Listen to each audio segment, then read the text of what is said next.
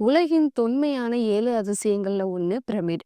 கிட்டத்தட்ட 5000 ஆண்டுகளுக்கும் மேலாக பல்வேறு இயற்கை சீற்றங்களை எதிர்கொண்டும், அதனால் எந்த ஒரு பாதிப்பும் அடையாமல் தொன்மை உலகின் மர்மமான ஒரு சரித்திரத்தின் அடையாளமாக இன்றளவும் நிமிர்ந்து நிற்கிறது பிரமிடு.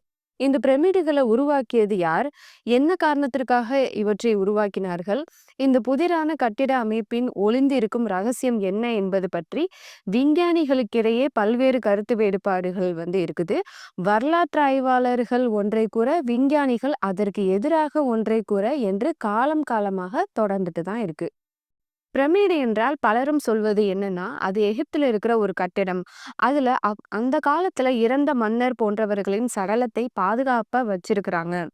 மம்மி என்று அழைக்கப்படும் அவற்றின் உடல்கள் இன்னமும் கெடாமல் இருக்குது. அது தவிர பல்வேறு புதையல்களும் அங்க இருக்கக்கூடும் அப்படின்னு சொல்லுவாங்க. ஆனா இது மட்டும்தான் பிரமிடா? வெறும் உடலை பாதுகாக்கும் சமாதியாகத்தானா? அதுக்காக தான் இவங்க இவ்வளோ பெரிய கட்டடங்களை கட்டியிருக்கிறாங்களா? அப்படிங்கிற கேள்விகளும் அடுத்தடுத்து வருது. இதுல முக்கியமான விஷயம் என்ன அப்படின்னு பார்த்தாக்கா, இந்த பிரமிடுகளை சுற்றி எந்த விதமான மலைகளோ இல்ல பாறைகளோ இல்ல கற்குன்றுகளோ கிடையாது. நகரத்தின் அருகில் மட்டுமில்ல, தொலைவிலும் கூட கிடையாது. ஒரு புறம் பாலைவனமும் மறுபுறம் கடலும் தான் இந்த நகரை சுற்றி இருக்குது. அப்படின்னா இந்த பிரமிடை எப்படி உருவாக்கி இருக்கிறாங்க? இத்தனை லட்சம் கற்கள் எங்கிருந்து கொண்டு வரப்பட்டது? இவ்வளவு பெரிய உயரத்திற்கு அவற்றை எப்படி எழுப்பியிருக்கிறாங்க அப்படிங்கிறது வரலாற்று ஆய்வாளர்களுக்கும் விஞ்ஞானிகளும் ஆராய்ஞ்சுட்டே தான் இருக்கிறாங்க. மேலும் இந்த அளவுக்கு அருகில் பூமியில் எங்கேயாவது கற்களை தோண்டி எடுத்து இவற்றை கட்டியிருக்கிறாங்க அப்படின்னு பார்த்தா கூட, அவ்வாறு தோண்டின இடத்துல மிகப்பெரிய பள்ளங்கள் ஏற்பட்டிருக்கணும். ஆனா அதுவுமே இல்ல. அப்படின்னா இந்த மாதிரி பிரமிடுகளை எப்படி உருவாக்கி இருக்கிறாங்க அப்படின்னு இன்னுமே நிறைய சந்தேகங்கள் வருது. ஒரு சிலர் என்ன சொல்றாங்கன்னா, இந்த வகை பிரமிடுகள் மனிதர்களால கட்டப்படவில்லை. மனிதர்களை விட பல்வேறு அதிசய ஆற்றல்களை கைவர பெற்று வேற்று கிரக மனிதர்களால் தான் இதை கட்டியிருக்க முடியும் அப்படின்னு சொல்றாங்க. இந்த தகவல் உண்மையாக கூட இருக்கலாம் அப்படின்னு ரஷ்ய விஞ்ஞானிகள் சொல்றாங்க. அது மட்டும் இல்லாம ஸ்பிங்ஸ் பிரமிடை போன்ற ஒரு பிரமிடு உருவச் சிலை செவ்வாய் கிரக பிரமிடுகளுக்கு அருகே காணப்பட்டதாகவும் அவங்க சொல்றாங்க. செவ்வாய் கிரகத்தில் சைடோனிக் என குறிப்பிடப்படும் ஒரு பகுதியில காணப்படும் பிரமிடு போன்ற அமைப்புகளுக்கும் எகிப்தின் பிரமிடுகளுக்கும் ரொம்பவே நெருங்கிய தொடர்பு இருக்கக்கூடும் அப்படின்னு ரஷ்ய விஞ்ஞானிகள் அவங்களோட தரப்பு தகவல்களை சொல்றாங்க.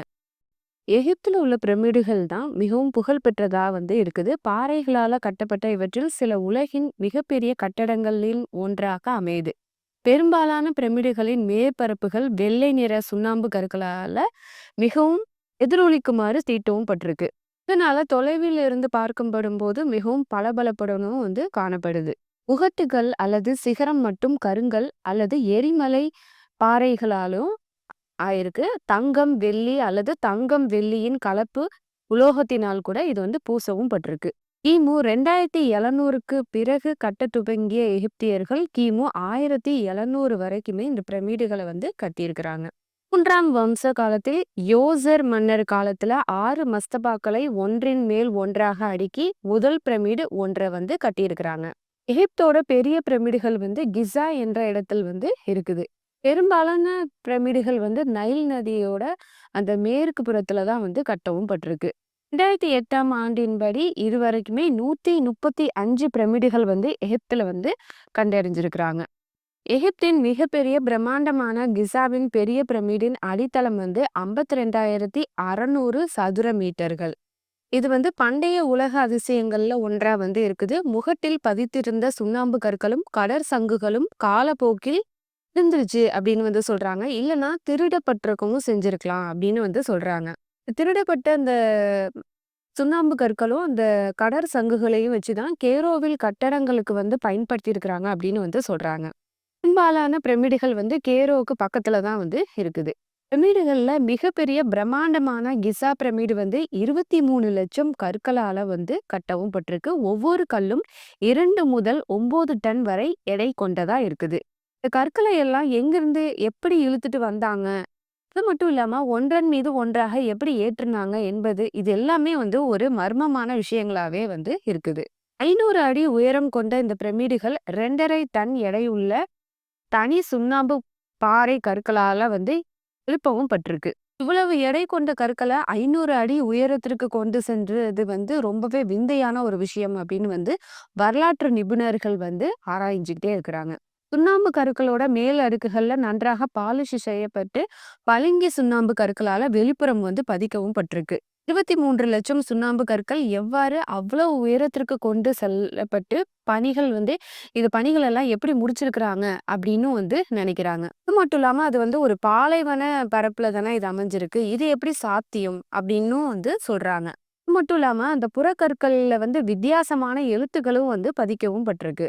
இவற்றை மட்டும் நம்ம பதிச்சோம் அப்படின்னாக்கா 10,000 பக்கங்கள் வரும் அப்படின்னு வரலாற்று ஆய்வாளர்கள் சொல்றாங்க.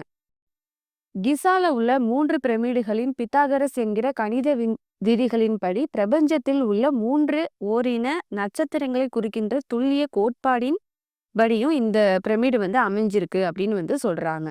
அது மட்டும் இல்லாம அந்த பிரமிட்ல உள்ள உடல்கள் எப்படி கெடாம இருக்குது, உலர்ந்த நிலையிலே எப்படி இருக்குது அப்படின்னு ஆராய்ச்சியாளர்கள் அந்த ஆய்வுகளை மேற்கொண்டுகிட்டே இருக்கிறாங்க. இன்னும் முற்றிலுமா கண்டறியப்படாத உள் அறைகளின் பயன்பாடுகள், குறுக்கும் நெடுக்குமாக செல்கின்ற அந்த சதுர துளைகளின் பயன்பாடுகள், திருடர்கள் வராத அளவுக்கு குழப்பத்திற்கான அமைக்கப்பட்ட ஒரு தந்திர பாதைகளையும் அமைச்சிருக்கிறாங்க. 2004ஆம் ஆண்டு இத்தகைய சதுர துளைகளின் ரகசியங்களை தெரிஞ்சுக்கிறதுக்காக ரோபோட்டை உள்ள செலுத்தி அந்த உலகம் முழுவதும் உள்ள பல்லாயிரம் மக்கள் தொலைக்காட்சியில நேரடியாக பாக்குற அந்த ஒரு சமயத்துல உட்புறம் மேலும் சில வாயில்கள் அடைக்கப்பட்டிருக்கிறதையும் பாக்குறாங்க. திறந்து பார்த்தாதான் அதுக்கு பின்னாடி இருக்கிற அந்த மர்மங்கள் தெரிய வரும் அப்படின்னு சொல்லி அந்த வேலைகள்லையுமே அந்த ஆய்வு குழுக்கள் இன்னமுமே அவங்களுடைய வேலைகளை பார்த்துக்கிட்டு தான் இருக்கிறாங்க. வியக்கத்தக்க முறையில கட்டப்பட்டுள்ள இந்த பிரமிடின் கூம்புகளை பண்டைய கால பாரோ மன்னர்களின் வெறும் புதைப்பு பீடமாக மட்டும் நாம எடுத்துக்கொள்ள முடியாது. பிரமிடுகள் பூர்வீக எகிப்தியர்களோட வரலாற்று களஞ்சியத்தின் சுரங்கமாகவும் இது வடிக்கவும் பட்டிருக்கு. இந்த காலகட்டத்திலேயே கணிதம், விஞ்ஞானம், வானியல், மருத்துவம் இந்த துறைகள் எல்லாத்துலயுமே ரொம்ப திறமையாகவும் இருந்திருக்கிறாங்க அப்படின்னு நமக்கு தெரிய வருது. எகிப்துல கட்டியிருக்கிற அந்த வியக்கத்தக்க கோபுரங்களும் அந்த பிரமிடோட அந்த கூம்புகளும் ஹெர்மெட்டிக் ஜாமெட்ரி முறையில திட்டமிட்டு இவங்க கட்டியிருக்கிறாங்க அப்படின்னு தெரிய வருது. இந்த கணித முறை நுணுக்கங்களை புரிந்து கொண்டு அந்த பண்டைய காலகட்டத்துல பயன்படுத்திய எகிப்தியர்கள்னு பார்த்தாக்கா மிக சிலர் அப்படின்னு சொல்றாங்க. 23,00,000 கற்களால அமைக்கப்பட்டது இந்த கிரேட் பிரமிட். அதோட ஒவ்வொரு கல்லோட எடையும் 2 டன்ல இருந்து 30 டன் வரை அப்படின்னு சொல்றாங்க. இந்த கற்கள் ஒன்றோடு ஒன்று பொருந்தி இருக்கிறது.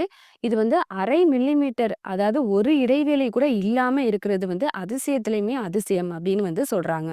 பிரமிடோட மொத்த கற்களோட எடை எவ்வளோன்னு பார்த்தாக்கா 53,00,000 டன் அப்படின்னு சொல்றாங்க. பிரமிடோட மொத்த கற்களோட எடை 53,00,000 டன். இதுல உள்ள கிங் சாம்பரோட தெற்கு மற்றும் வடக்கு முனைகள் முறையே பீட்டா ஓரியன் நட்சத்திரத்தையும் ஆல்பா டிரகோனி நட்சத்திரத்தையும் கொண்டுட்டு இருக்கு. குவீன் சாம்பரோட தெற்கு மற்றும் வடக்கு முனைகள் முறையே சிரியஸ் நட்சத்திரத்தையும் ஓரியன் நட்சத்திரத்தையும் நோக்கி இருக்குது. பிரமிட்ல ராஜாவுக்குன்னு தனி அடுக்கு காணப்படுது. இதுல இருந்து வெளிவரும் 2 இணைப்பு பிரமிடோட வெளி வரைக்குமே நீட்டிட்டு இருக்குது. ஒருவேளை அது காற்று செல்வதற்கான வழியா கூட இருந்திருக்கலாம் அப்படின்னு சொல்றாங்க. ஆணிக்காகவும் தனி ஒரு அடுக்கும் இந்த பிரமிடுக்குள்ள அமைந்திருக்கு.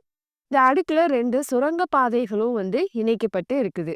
இதை 2 கல் கதவுகளால மூடப்படவும் செஞ்சிருக்கிறாங்க. ஆய்வுகள் இன்னமுமே தொடர்ந்து கொண்டுட்டு தான் இருக்கு.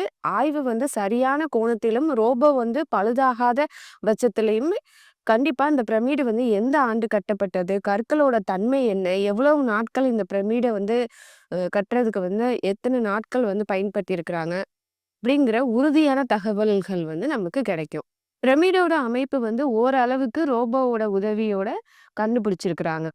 கிசா பிரமிடுகள் ஏன் எதற்காக கட்டப்பட்டிருக்கு அப்படிங்கிற ஒரு வினாக்கான சரியான பதில் இன்று வரைக்குமே கிடைக்கல. ஆனா பிரமிடுகளை கடந்த பல வருட கணக்குல ஆராய்ந்து வரும் அந்த தொல்பொருள் ஆராய்ச்சியாளர்கள் பலர் வெளியிட்ட தகவல்கள் என்ன சொல்றாங்கன்னா, இவர்களோட கூற்றின்படி பார்த்தாக்கா பிரமிடுகள் கட்டுவதற்கு திட்டமிட்ட காலம் கிமு 2560ஆம் வருடத்துல இருந்து தொடங்கியிருக்கு அப்படின்னு சொல்றாங்க. இந்த மாபெரும் திட்டத்தை தீட்டுவதற்கு மட்டுமே இவங்க 10 வருடத்துக்கு மேல காலத்தை பயன்படுத்தி இருக்கிறாங்க அப்படின்னு சொல்றாங்க. அதுக்கப்புறமா ஒரு 20 வருடங்கள் செலவழிச்சிருக்கிறாங்க இந்த பிரமிடுகள கட்டி முடிக்கிறதுக்கு அப்படின்னு சொல்றாங்க. இப்ப உள்ள எகிப்து நாட்டோட கெய்ரோ நகருக்கு பக்கத்துல உள்ள இந்த பழமையான கிசா நகரம் மொத்தமாக 3 வெவ்வேறு பிரமிடுகள உள்ளடக்கியும் இருக்குது. இந்த கெசா பிரமிடுகள் மேல் பகுதியில மிகவும் அழுத்தமாகவும், ஜொலிப்பாகவும் இருந்த போதிலையும், காலப்போக்குல இதோட அருமை பெருமை தெரியாத மனிதர்களால சிதைக்கவும் பட்டிருக்கு. பழமையான இந்த கிசா நகரம் சிறந்த பண்பாடு, நாகரிகம், கட்டுப்பாடு, மத ஒழுக்கம், கடின உழைப்பு இவற்றின் உறைவிடமாக இருந்த மக்கள் கூட்டம் கொண்ட செழிப்பான நகரமா ஆரம்ப காலத்துல இருந்தாலுமே, பல ஆயிரம் வருடங்களாக பல ஆயிரம் வருடம் கழிச்சு இந்த கிசா பிரமிடுகள் மட்டும் தான் இந்த பாலைவனத்துல மிஞ்சி இருக்கு அப்படின்னு சொல்றாங்க. கிசா பிரமிடு மொத்தம் 13 ஏக்கர் பரப்பளவை கொண்டு இருக்குது. இதுல ஒவ்வொன்றும் சராசரி 2.5 டன் உடைய 21,00,000 கற்களால 20 வருடம் காலத்துல இத கட்டியும் முடிச்சிருக்கிறாங்க அப்படின்னு சொல்றாங்க. 4 திசைகள்ல உள்ள முகம் கொண்டுள்ள பிரமிடின் வாசல் வட திசையில அமைக்கப்பட்டிருக்கு அப்படின்னு தெரிவிக்கிறாங்க.